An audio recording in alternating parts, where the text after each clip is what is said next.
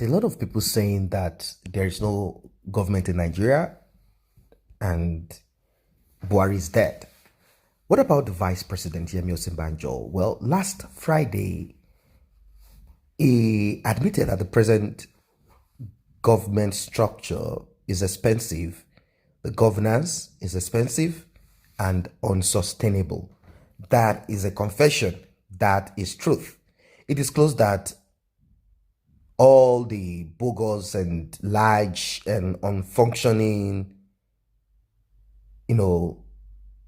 organizations or agencies in Nigeria, they are not proper. They are not supposed to be. It disclosed this while fielding questions by the former governor of the Central Bank of Nigeria and immediate past the post-emir of Kano, Mohammed Sanusi, during a webinar organized by the Emmanuel Chapel entitled Economic Stability Beyond COVID-19. Osinbajo added that Nigeria needed a national debate to examine the issues around the size and cost of governance.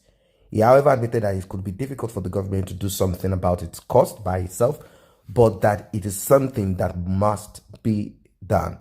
Osinbajo said there is no question that we are dealing with large and expensive government, but as you know, given the current constitutional structure, those who would have to vote to reduce the size of government, especially to become part-time legislators, are the very legislators themselves. Now he's talking about the senators, the red and the green room. That is what he's talking about.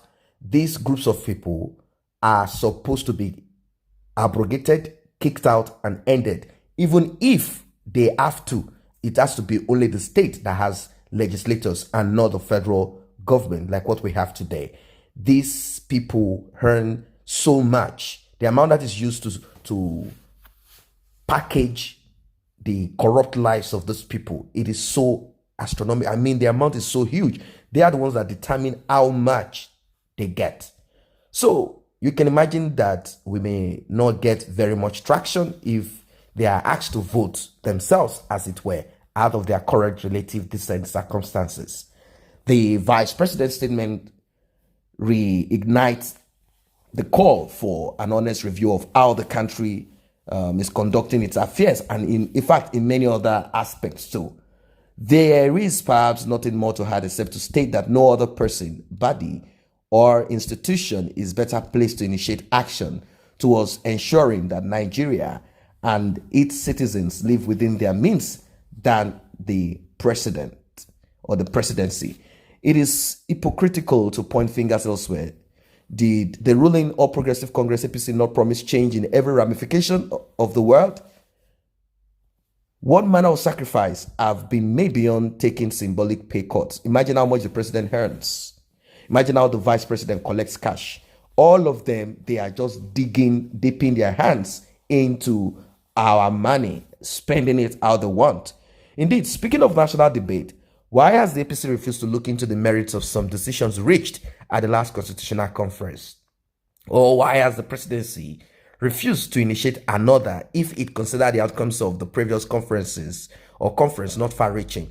More importantly, should the point not be made that what confronts the country in the immediate is not how to share resources or save costs, but how to allow federating units to explore their natural resources and run a competitive economy?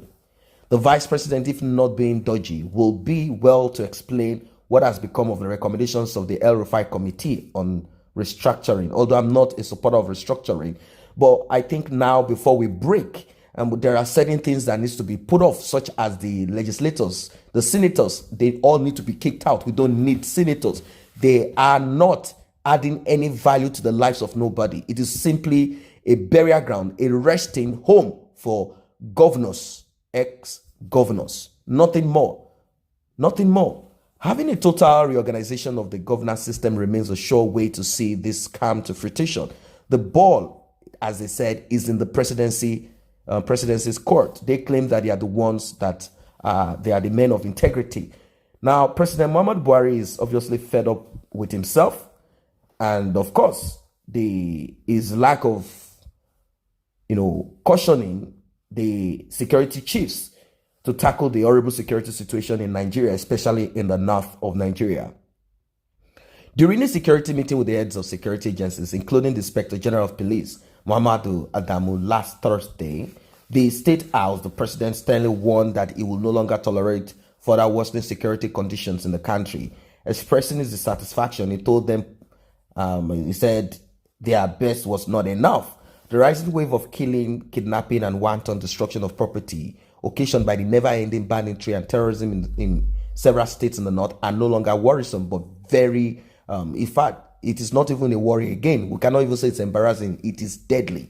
On June 10th, reports went viral that Boko Haram insurgents killed at least 81 people in an attack at Foduma, Kolomdi, community of Borno State. Also, on May 28th, news filtered in that bandits had killed over 70 people in Sabon Barni local government area of Sokoto State.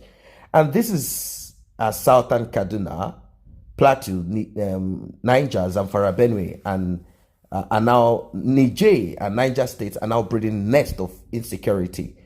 Calls on Mr. President to act more decisively has become very rife. It is either he has deliberately refused to lend a listening ear, or that he is convinced that the country security chiefs have more than acquitted themselves. Whatever it is, or he's not just ready to do anything. Either way, the fact on ground clearly suggests that Nigeria is facing one of its worst internal security challenges ever. Perhaps the president needs to be reminded that provision of security was and is still a cardinal pursuit of his administration.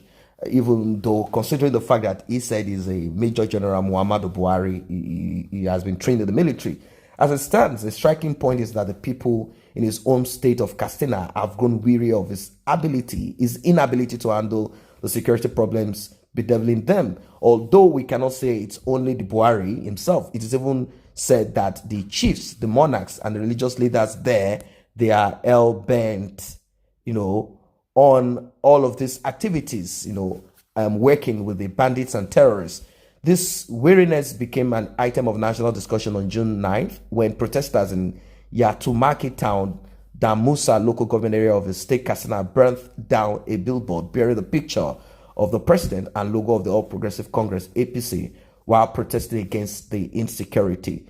It should be clear at the moment that the solution to Nigerians' ravaging security challenges lie not in mere rebuke of the security chiefs, but a radical rejig of its security architecture to help breathe life into their operations.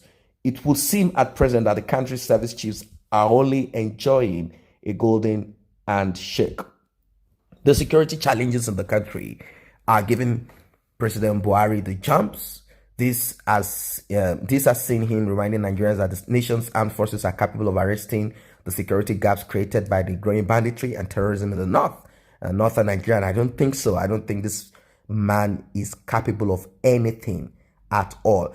And once the regions in Nigeria begin to come up with their own security outfit, you begin to hear talks here and there of how this is not good, this is not right, this is not constitutional. The federal government of Nigeria has a responsibility to manage security, but these things are not so. They are incapable of protecting the lives and property of anyone. Look at what happened in Aso Rock Villa, gunshot here and there, lack of order in Aso Rock itself. If that is happening there, right there in the center seat of power, how then do you think that they will be able to curb the menace of terrorists, bandits in the north of Nigeria? Not to talk of the ones happening in the south of Nigeria, where these Fulanis are coming in, en masse, killing, pillaging, raping, stealing, and doing all sorts of terrible atrocities there.